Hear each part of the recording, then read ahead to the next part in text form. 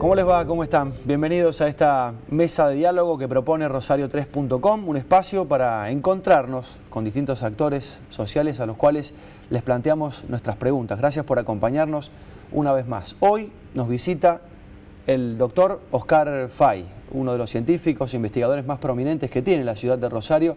Oscar, bienvenido y gracias. ¿Qué tal, Ciro? ¿Cómo estás?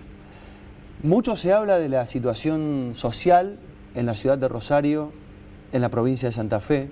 Nosotros vivimos aquí, percibimos que tenemos encima la cuestión de la urgencia, ¿no? Las demandas sociales insatisfechas. ¿Hay tiempo para pensar en la medicina que se viene, en investigación, en ciencia, en un contexto como este? Sí, yo diría que el análisis es complejo, necesitaría de un sociólogo. A mí me gustan mucho los antropólogos que hacen, digamos, valorizan la historia y saben acomodarla, como para que yo te diría que la respuesta pasa por algo que es ineludible.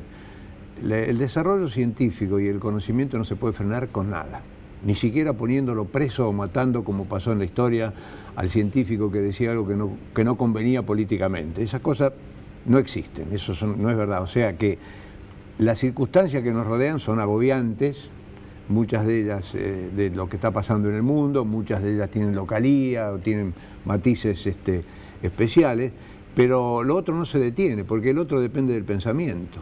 Y tampoco depende ya tanto, como era muchos años atrás, para nosotros mismos, de la limitación que te planteaba el tema instrumental.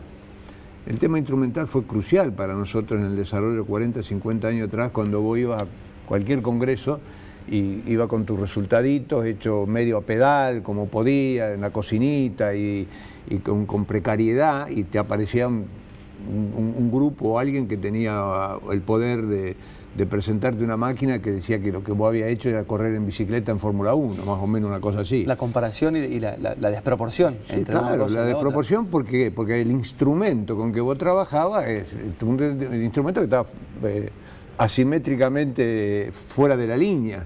Y eso con los tiempos hoy ya no se vive, porque entre la comunicación, la información, yo diría el contacto cotidiano que hay con todo lo que se ha emparejado mucho las cosas.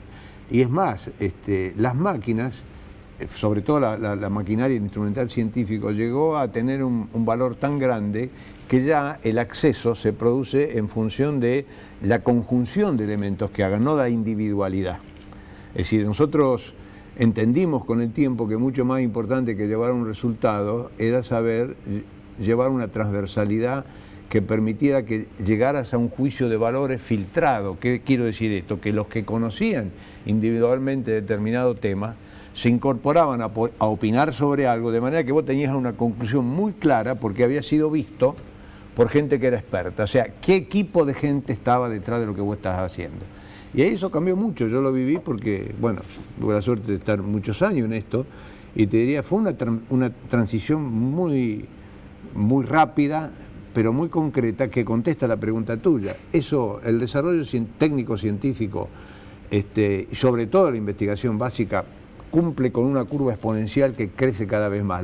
La estrategia importante es ver qué de la investigación o qué de lo que se está conociendo puede llegar a ser aplicativo, es decir, la investigación aplicada. Y esa curva no es paralela a la otra, o sea, la investigación es exponencial. Y la otra es una curva que va subiendo, también sube. Usted dice que no nos tenemos que entusiasmar tanto, no, sino claro, que hay que ser prácticos y hay que conocer en profundidad qué es lo que, de todo lo que se investiga hoy en día en ciencia, en toda la humanidad, puede servirnos. Sí, yo en este momento del pensamiento, y no es que si lo puedo decir desde lo individual, pero sé que hay mucha gente que piensa igual, la conciencia social es el último juez. ¿Por qué digo esto? Porque cualquier cosa que diga trascendental, bueno, tal descubrimiento es revolucionario. Es revolucionario si tiene implicancia en lo social. Claro. Pero si no, socialmente, no. Oscar, hoy una persona desconoce algo, incluso de su propia salud, toma una computadora, se mete en internet y trata de encontrar la solución. Mirá, ¿cuánto cambió eso a la medicina? Cambió muchísimo en lo siguiente, el acceso a la información. Pero el acceso a la información, y ustedes que son comunicadores, va muy parejito con ¿quién es el que hace el juicio de valores? En la era del Internet, de la información abierta, gratuita, totalmente no filtrada, que pueda aparecer en cualquier lado, tenemos que aceptar que está la gran verdad y la gran mentira. Al mismo tiempo. Al mismo tiempo. Están en la misma oferta, vos la tenés en pantalla. El que dice la gran cosa que vos te das cuenta que tiene una trascendencia científica enorme, y el que dice algo que no tiene ni más mínimo sentido, porque además habló parcialmente de algo que ya está demostrado que no sirve. Esto está en la oferta pública. Entonces, ¿cuál es, no diría yo el antídoto, sino cuál es la sinergia que hay que producir? Lo vimos mucho con el SIDA. Con el SIDA, en los comienzos del SIDA, yo tuve oportunidad de participar de dos programas alfa que lo coordinó Humberto Eco, que era básicamente el análisis del discurso, y la idea que había, que fue participó gente de aquí, de Argentina y de varios países, que se hizo en Europa, era decir, ¿cuál fue el discurso equivocado para que el virus, simbólicamente el virus, dijéramos así, tuviera una eclosión como la que tuvo en los primeros 8 o 10 años? Había una información que estaba mal puesta sobre la mesa, porque la vulnerabilidad era diferente, la forma de contagio no tenía nada que ver, la estigmatización era una parte de lo que había, pero era evidente que había una falla social. ¿Y la falla de qué era? De información. Entonces apareció alguien, que fue Jonathan Mann, que lamentablemente falleció, que tenía una visión holística del problema. Él decía, este no es un problema biológico, es un problema social. Acá hay una sociedad desinformada y mal informada, y una ciencia que está corriendo por otro camino de lo que la sociedad necesita. Y me acuerdo siempre de una frase que contesta a tu pregunta, y nos decía, porque Rosario fue en ese momento muy protagónico por Rosario y Argentina, porque tenía buenos virólogos, tenía buena investigación básica, tuvo lamentablemente un terreno de altísima explosión en el tema SIDA y tuvo mucho protagonismo mundial. Y yo decía a los que trabajábamos en la mesada, que estábamos digamos, en la parte biológica del tema, que no éramos ni sociólogos, ni comunicadores, ni nada, nos decía algo que a mí me trascendió mucho. Abran el laboratorio, pongan la cara y digan, yo estoy trabajando y estoy haciendo todo lo que sé. Hasta acá llego. Todo lo que usted me está pidiendo, no lo sé si lo voy a resolver, pero le ofrezco una sola cosa, estoy trabajando. Entonces, abran el laboratorio, muestren lo que hagan, digan sus limitaciones, pero no le mientan a la gente. Es decir, construyan una conciencia social. Yo creo que esto después se fue multiplicando muchísimo, y es algo que, bueno, en los tiempos que corren, cuando hay prioridades enormes, antes de que hablar del cambio del paradigma científico de acá a 20 años, y qué va a pasar con los fármacos y con la alimentación, etcétera, etcétera, a partir de la genómica, fantástico. Empecemos a enseñarlo en la escuela primaria, empecemos a crear esa conciencia y transmitámoslo, pero que podemos aportar resultados hoy, despacito, hay que frenar. Despacito, y poner las cosas en su lugar, porque la demanda es muy grande. Y la expectativa también, como usted acaba de exponer, ¿no? La expectativa social que puede crearse en torno a esta difusión de informaciones. Quiero centrarme en algo concreto, el papel de nuestra ciudad. Usted mencionó que durante aquella etapa, primeros años de la década del 80, tuvo un protagonismo en esta cuestión de la difusión sobre la prevención o las formas de contagio del SIDA. Hoy en día y para los próximos años, nuestra zona, nuestra ciudad, nuestra región, ¿qué papel va a jugar? Mirá, vos tocás un tema que para mí es apasionante, y bueno, de última, haber tenido la suerte de poder estar muchos años, porque este es un problema de longevidad nada más, y viendo y analizando cosas. Yo suelo decir, y en los grupos con que nos reunimos a trabajar, que si el momento de Rosario, si sabe transmitirlo, si sabe generar esa conciencia social que lo defienda como propio, que entienda que yo puedo estar barriendo la calle, pero barriendo la calle estoy limpiando un lugar donde hay alguien del otro lado que necesita que la calle esté limpia, y mi trabajo importa, y que yo valore que eso tiene que ver con el máximo nivel de que pueda alcanzarse científico. Es decir, hay conciencia social de que Rosario tiene un potencial. Digo Rosario, esto no quiero excluir a la región. La región es una de las regiones de biodiversidad más grandes del mundo. La presencia de un río como este le da una capacidad del conocimiento hortícola y de producción que es increíble. Es decir, no muchos te pueden decir, no digo esto que lo diga con o sin razón, que la riqueza de nuestra zona depende, por suerte, de que el Paraná nace allá arriba y te trae todo el material que te permite la fertilización de todas estas tierras, de Uruguay, de Córdoba, de norte de Buenos Aires. Así que las condiciones naturales están espectaculares. A eso sumale que hemos tenido una continuidad interesantísima en la formación de investigadores básicos. Eso volvió con los últimos años, ¿verdad? Yo diría que nunca se fue. O sea, siempre hubo, no esto de lavar los platos, esto es un discurso ese que mandar a un científico a lavar los platos. La frase de Domingo Cavallo. Sí, pero eso es decir, simplemente incalificable. Pero no puede decirse que acá se cortó eso, porque hemos tenido, yo digo gracias a la soja. Gracias a la soja, no porque reivindique al campo con su real y verdadero valor productivo, porque no hace falta que yo lo diga, las evidencias están, sino porque... Al plano científico. Claro, acá tenés un grupo como el grupo de Bioceres o del INDIAR, que es una de las 8 plataformas más grandes del mundo. Cuando digo plataforma, es un conjunto de científicos multidisciplinarios que trabajan sobre un mismo tema. Y esta es la respuesta intelectual más importante que tiene el mundo contemporáneo. ¿Cuál es? Es decir, ya no necesita que haya un científico de excepcional nivel que conteste todo lo que le preguntan. Necesita que haya un equipo interactuando con una transversalidad temática lo suficientemente importante como para que sus resultados sean enormemente válidos. El grupo por ejemplo, que es un grupo que empezó trabajando con esto y que ya está incursionando en la salud, tiene mucho que ver en esto que de alguna manera me parece interesante decirlo. En la salud se está hablando, cuando se habla de salud, se habla de un bien individual e intransferible.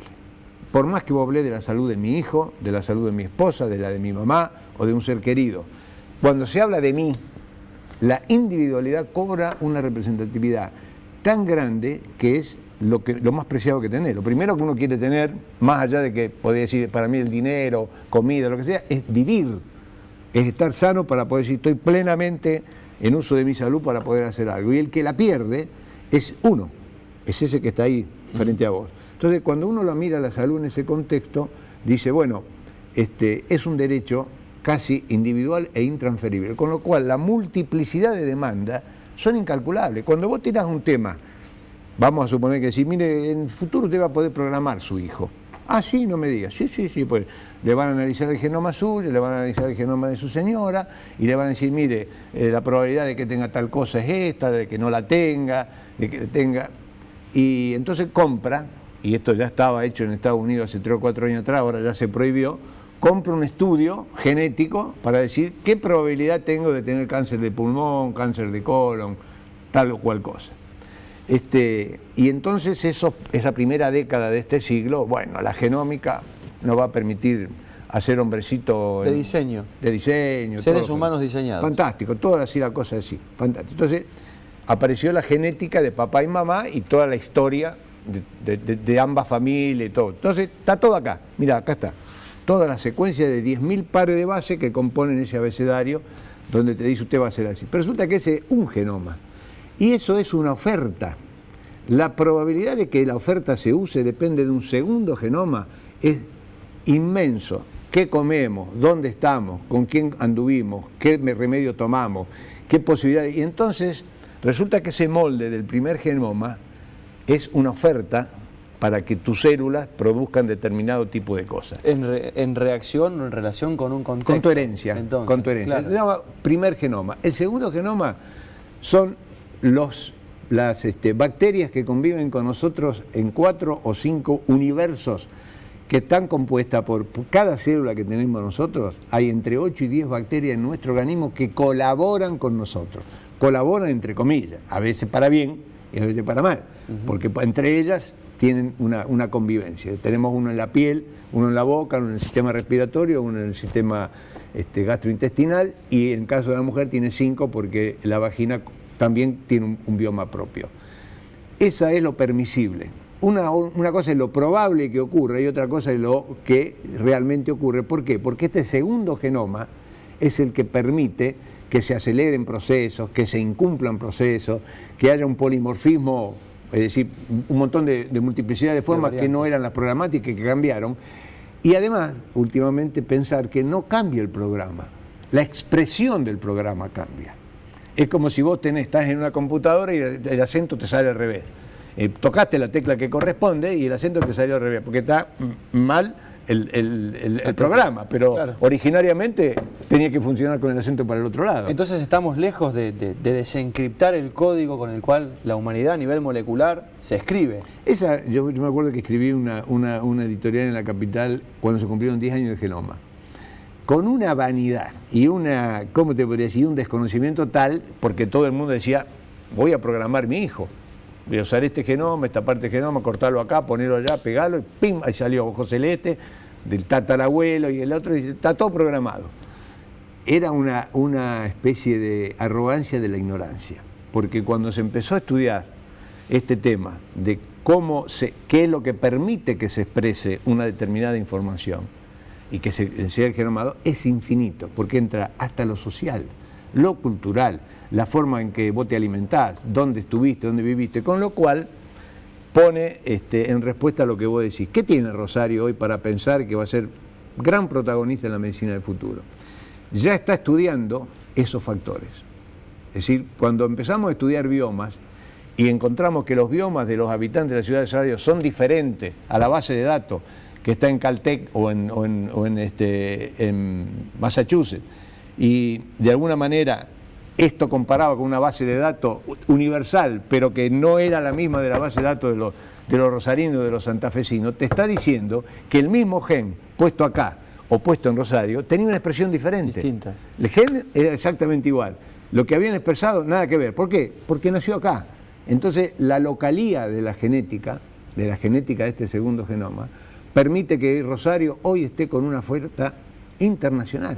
Está con ofertas, yo te diría, los contactos, las cosas que se están manejando y armando, fundamentalmente a nivel de lo que se llama el perfil metabólico, que se llama metabolómica desde el punto de vista científico, que es decir, todas las moléculas que están dentro de uno. Y se han identificado, moléculas pequeñas. Hay máquinas que valen millones de dólares, ya están instaladas acá en Rosario. Estamos adelante entonces. Pero en la vanguardia. Lo que es más difícil, Ciro, es decir, ¿cómo garantizo el acceso de la sociedad a esto? Es decir, ¿quiénes son los chicos que van a estudiar?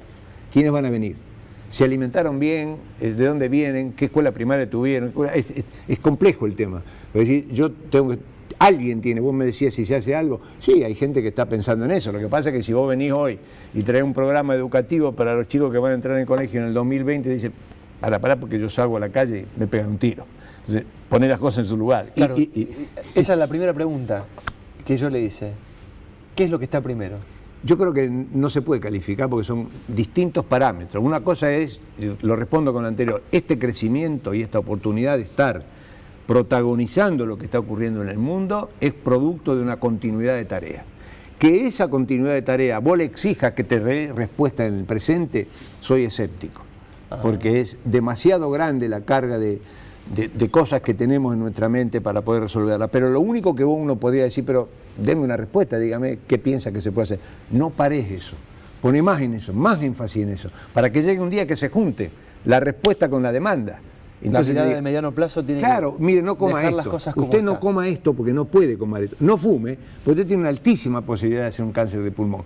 Pero ni sienta el humo, váyase del humo. Y que lo sepa de chiquito, ya no es poco.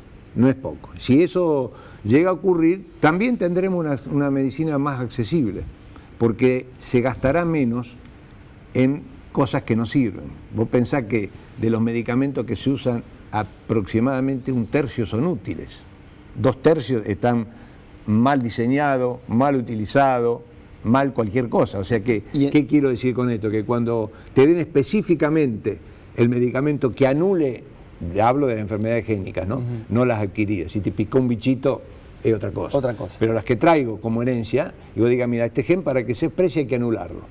Y la que lo anula es esta bacteria. Toma este líquido, esta bacteria, este yogur, lo que sea, que te va a anular el gen que te está produciendo este desvío. ¿Cómo es que 1/3 de los medicamentos que tomamos son los que sirven y el resto no?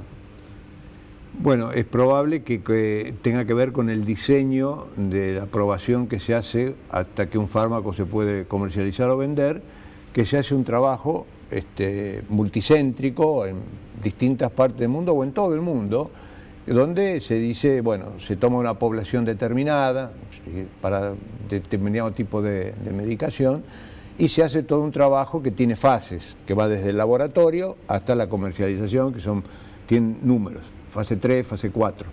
Entonces, una vez que eso ocurre, que lleva muchos años y mucho dinero, se autoriza la venta. Se autoriza la venta sobre la base de los datos que se produjeron sobre la muestra que se tomó. Pero resulta que desde lo individual, esa muestra que por lo general el concepto era que cuanto más grande sea, mejor. 500.000 de personas, 1,5 millones de personas. Lo vivimos mucho el tema con vacunas. En vacunas es muy difícil porque la vacuna tiene una expansión exponencial muy alta, es decir, cuándo es útil y cuándo no es útil una vacuna y en qué población se usa. Bueno, cuanto más grande era el N, más significativo y más útil era. Cuando el N se transformó en 1, soy yo soy el que necesito este medicamento, N igual a 1, significa que tengo que conocer cómo se va a metabolizar, cómo se va a mirar desde mi organismo, desde mi maquinaria interna de ese medicamento, y si el efecto que se pretende lograr con ese medicamento ocurre en mi organismo o no, pero en el mío, no en el de 500.000 personas. Entonces, ese tipo de medicina que se llama medicina a la carta, medicina de precisión, medicina individualizada, surge después de la genómica. Porque dice, mire, su gen no lo vea este medicamento, pasa de largo, claro, no entra en la célula. Se termina la producción en serie y se avanza a una medicina que investiga el individuo, descubre qué es lo que tiene, absolutamente. Y lo diseña para ese individuo. Y es más, podría aventurar y decirte, bueno, desde el punto de vista, digamos, del pensamiento científico, ¿cuál es? Esto es lo que responde a la estructura, a la conformación, a la maquinaria metabólica que uno heredó de papá y mamá, su herencia del primer genoma. Pero después hay una adaptativa, porque en el mismo lugar donde va a operar el fármaco hay bacterias, hay metabolitos producidos por las bacterias, hay detritus, hay un montón de cosas. Hay identificadas ya alrededor de 5.000 moléculas pequeñas que interactúan en cada individuo. Y esos son los estudios metabolómicos.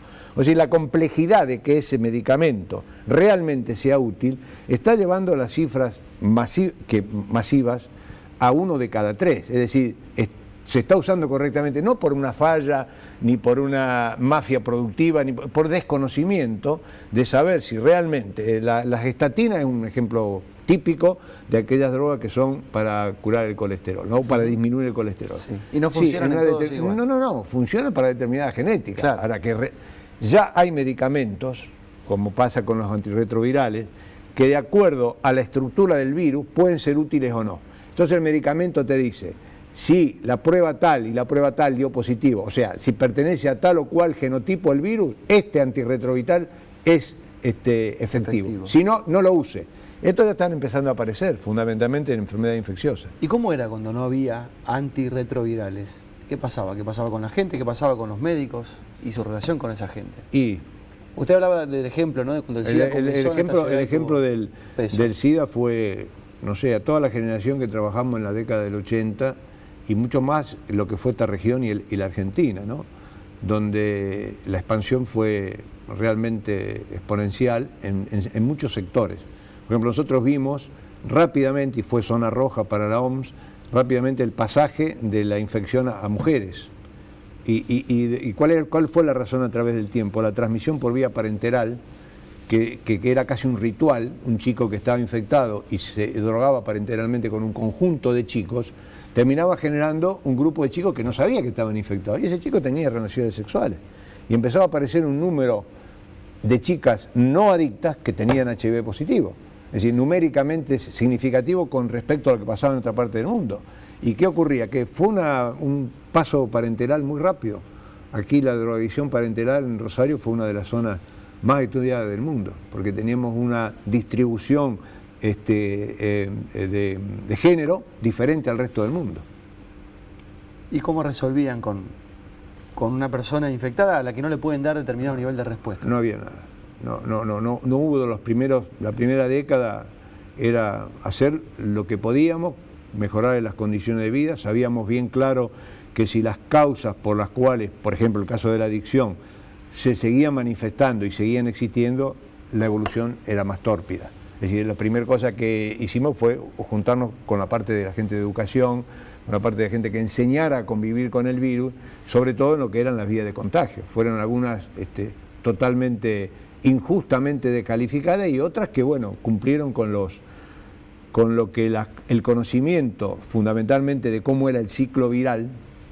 Vos pensás que en la Argentina fue el sexto o séptimo país del mundo, y tocó Rosario y la Academia de Medicina de Buenos Aires con Guillermo Muchinic, un virólogo notabilísimo, que cultivó el virus de SIDA. Nosotros teníamos en la facultad de bioquímica en Rosario, teníamos cultivo de células con virus vivo, acá, y se cultivaba virus de SIDA y en la academia con Muchinic, que venía 2 o 3 veces por semana. Da que pensar y da esperanza, ¿no? Porque todos los primeros infectados de esa década, ninguno pudo sobrevivir con el virus. Hoy es una enfermedad tratable, claro, mucho más tratable desde lo sociológico y de lo que sería el contagio que lo que es el virus en sí. Ya es una enfermedad crónica. El paciente que está tratado y controlado puede convivir y no contagiar y convivir perfectamente con el virus sin tener ningún tipo de trastorno. Y acá volvemos a lo central de toda esta charla, la necesidad y la cuestión de estar en la vanguardia, ¿no? Para estar preparados y enseñar para adelante. Hay una, si me permitís robarte un minuto, recordábamos los otros días con un grupo de gente hablando de esto. Robert Hooke fue el creador de la Royal Academy of Science de Londres y lo van a premiar a Newton en el siglo XVII, fue a final del siglo XVII. Lo van a premiar y le escribe una carta, dice, entre las cosas que le dice, usted estuvo siempre en la vanguardia del conocimiento, siempre tuvo una mirada lejana y qué sé yo cuánto, y Newton le contesta una frase que se usó muchísimo, se sigue usando. ¿Sabe por qué? Porque estuve sentado en los hombros de gigantes. Es decir, si vos decís, ¿por qué se hizo eso? ¿Por qué nosotros que estábamos en la clínica y no éramos investigadores básicos? No teníamos ni siquiera ni el instrumental ni la formación para hacer. Estábamos con los pacientes, hacíamos investigación clínica. ¿Cómo pudimos? Y porque el sustracto de la gente que hacía básica y el sustracto de la gente que le puso los conocimientos básicos para entender lo que estaba pasando en la práctica fue fuertísimo, fuertísimo, fuertísimo. Yo me acuerdo de un Maistegui, por ejemplo, cuando peleamos con el tema del virus de Junín y qué sé yo cuánto, lo que tenía hablando como el lenguaje de barrio, lo que tenía en el mate, ese tipo de la visión de futuro que tenía una lógica que los años lo fueron cubriendo. No se puede hacer la vacuna porque nosotros tenemos 300, 400 mil personas vulnerables. Si tuviéramos 300 millones de personas, la vacuna ya estaría hecha. Ya te lo dije. Se entiende. ¿A qué otras aplicaciones, además de la salud, la vida cotidiana también, podemos dirigirnos con este enfoque? Y el gran enfoque, porque hay una tríada, 3 o 4 elementos. El segundo es el cambio de la fuente de energía. O sea, todo lo que se hizo, aún hasta disquisiciones de tipo filosófica, no sé si también tocando algunas cuestiones epistemológicas, tiene que ver con que la energía con que el mundo se movió durante más de 200 y pico de años, que digamos las revoluciones industriales fueron consecuencia del petróleo. Pero este petróleo se termina. ¿Estamos a punto de cambiar eso también? Bueno, las ofertas vendrá de la eólica, vendrá de la renovable, vendrá de los alimentos, pero hay una cosa que es cierta, los grandes capitales que mueven el petróleo, cuando no haya más petróleo, ¿a dónde van? ¿A qué se van a dedicar? A otra cosa. ¿A qué? A renovar la energía. O sea que si en este momento una paleta eólica vale $1 millón, una cosa así, $100 millones, $1 millón de pesos, cualquiera de esas, es carísima, es porque no ha tenido un scaling up, o sea, un nivel de producción suficientemente grande como para que sea más barata. ¿Y qué será? ¿Qué capital será? El mismo capital que está en el petróleo. Es decir, no tengo más petróleo, ¿cómo vivo de la energía? Con otra energía, con otra fuente de energía. Yo creo que esto le coloca lo que se está haciendo en física en Rosario, los muchachos de ingeniería del IFIR, como los del IBR, tenemos una juventud, 400, 500 investigadores locales, o sea que, como digo yo, tienen la camiseta puesta. Y eso vale mucho, vale mucho. Hay que lograr que la sociedad ahora entonces lo reconozca. Lo reconozca. ¿No? Y esté capacitada para verlo. Doctor, gracias por la visita y es un placer haberlo tenido con nosotros. Es una conversación que podría llevarnos miles de años. Sí, lo que pasa es que yo me apasiono con este tema y por ahí tengo que ser yo el agradecido porque me permiten contarlas en una audiencia un poco más extensa y a alguno le interesará por ahí. El que no lo sepa ver, ¿estará en problemas o no? Y no lo sé, porque sería ya demasiado audaz hacer lectura a largo plazo. Lo digo por la relevancia del tema, no por el interlocutor. Sí, la relevancia del tema. Yo creo que en esto hay que ponerle una fichita para ver qué pasa. Gracias, doctor. No, gracias por invitarme, muy amable. Y gracias a ustedes por haberse sumado una vez más a esta mesa de diálogo. Recordá que podés ver esta entrevista en rosario3.com, podés sumarte también a compartirla. Gracias por hacerlo, te esperamos en la próxima.